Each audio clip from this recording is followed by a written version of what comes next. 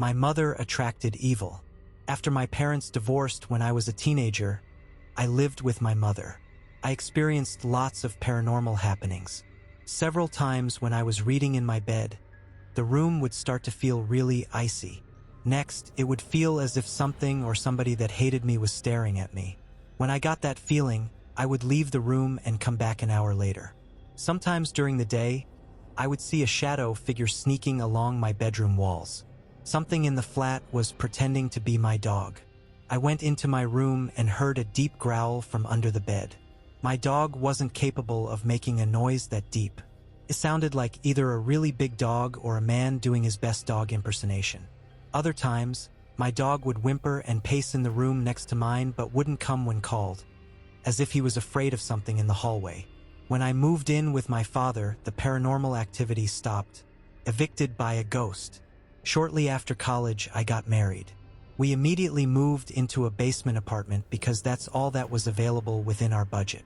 This place had a poltergeist, and my wife was terrified. Whatever resided there with us made it clear it wanted to live alone. Dishes, glasses, and other items would fly off the shelf. My wife was hit several times. There was always an ominous feeling like we were being watched. At night, when we walked through the apartment in the dark, there would be insanely bright flashes of light that would illuminate the entire room. One night while we were going to bed, as soon as my wife and I walked into the bedroom, we heard a voice from nowhere say, "My name, move." My wife looked at me. I looked at her. I said loudly, "You've got it, bud." We moved out 2 days later and stayed with family. The old lady who owned the place died a few months later, and the house was torn down. It is still an empty lot to this day, nothing but grass and a tree. I still drive by it every now and again. The Death March. My dad used to work as a corrections officer at a rural prison. He drove the perimeter of the property for his entire shift, where he would check empty buildings for runaway inmates. It was generally a boring job. One night, my dad was parked on a hill reading a magazine when he started to feel a thumping in his body. He described it as the feeling you get when speakers are playing a song with really heavy bass. He put the magazine down and checked his rearview mirror where he saw someone outside the truck. He grabbed his pistol and jumped out of the truck with his weapon drawn. Outside the truck, he realized it was a procession of Native Americans walking through the truck and directly through his seat, only to disappear at the exact spot he was sitting. He said it was clear they were ghosts because many of them appeared injured. This went on for a few seconds, and then the whole procession disappeared. He called the other perimeter guy on his walkie to try to explain, and the other guy almost immediately stopped communicating. Turns out the other guy had seen this happen before but didn't believe in ghosts, so he wouldn't talk about it. The demon's room. I worked as a forensic nurse in a hospital's lockup unit. We had one older lady who swore she was being haunted and abused by a demon she would call Tiberius. So many crazy things happened while she was on the unit. We'd go into the room, do normal care, leave, and seconds later she'd start screaming bloody murder. We'd run into the room to find her looking like she'd been in a fight with a boxing champ. Bloody lip, black eye, markings all over her body. No one ever saw her doing this stuff to herself. Things would get moved around the room by themselves. At one point, she was in protective restraints because the doctor thought she was hurting herself. There was no way she could have moved or done anything to herself while in these restraints, but new marks would always appear or her tray/cart would be across the room. The room was secure, so there was no way someone else was doing this. When we asked her questions, she'd just say, "It was Tiberius." After she was discharged, we always had trouble with that room. If there was going to be a rapid response or code, it happened in that room. One night, a guard reported lights blinking on and off. It was that room. Ouija board knocks back. In high school, my friends and I were messing around with a Ouija board one night. We had done it before and nothing remarkable had ever happened. We usually did it to try and scare each other or our girlfriends. We all thought it was a joke.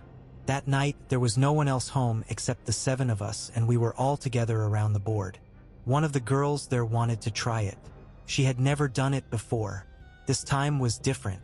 The board misspelled some of the words the same way every time.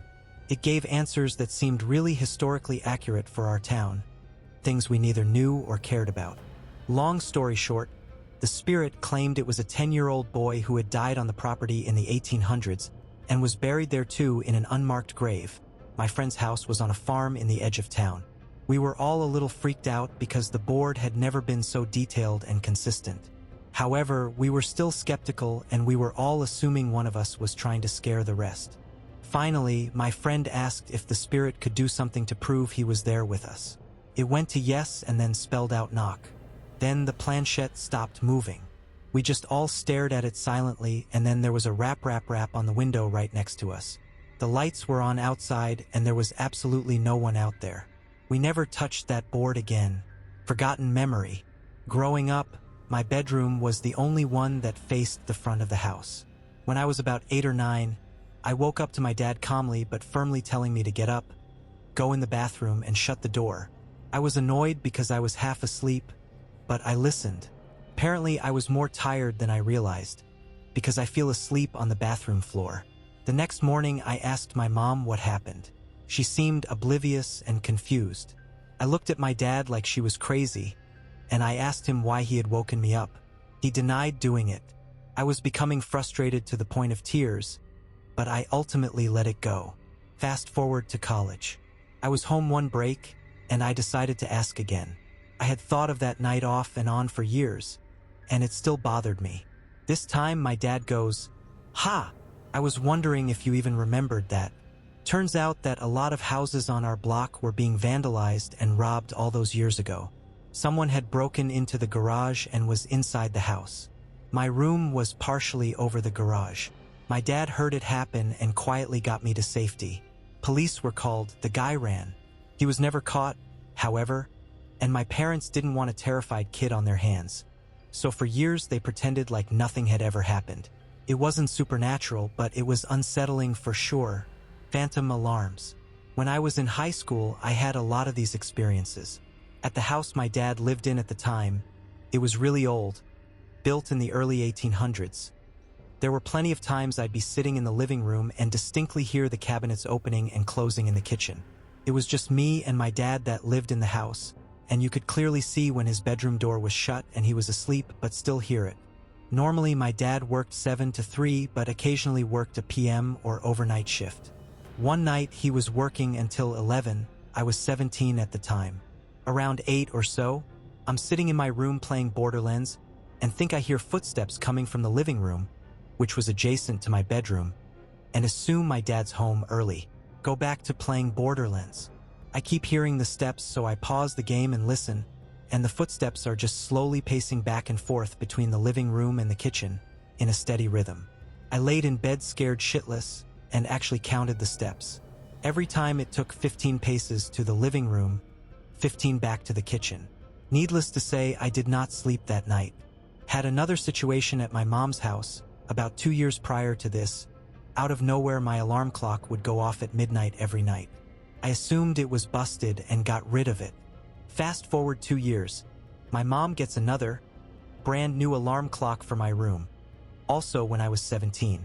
Suddenly, alarm goes off at midnight. I thought nothing of it, turned it off.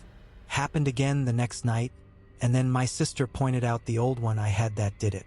So I checked and made sure no alarms were set, double-checked at 11:56.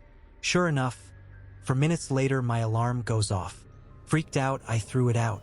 That next night was my dad's night to have me. I had a buddy of mine over and my dad was working that night. He left for work around 2 a.m., and my friend had brought over an iPod dock to listen to music on. Didn't have the clock set or anything. My friend knew nothing of the last couple nights, so I knew he wasn't just messing with me. So about 2 minutes after my dad leaves, we hear an alarm clock coming from my room. I went in, and you know how if you just plug in a clock without setting it, the numbers just blink on and off? Well, it was doing that. As soon as I picked it up, the clock set itself to 12 o'clock and then just turned off by itself. I'm not religious at all, but I am 100% convinced that it happens.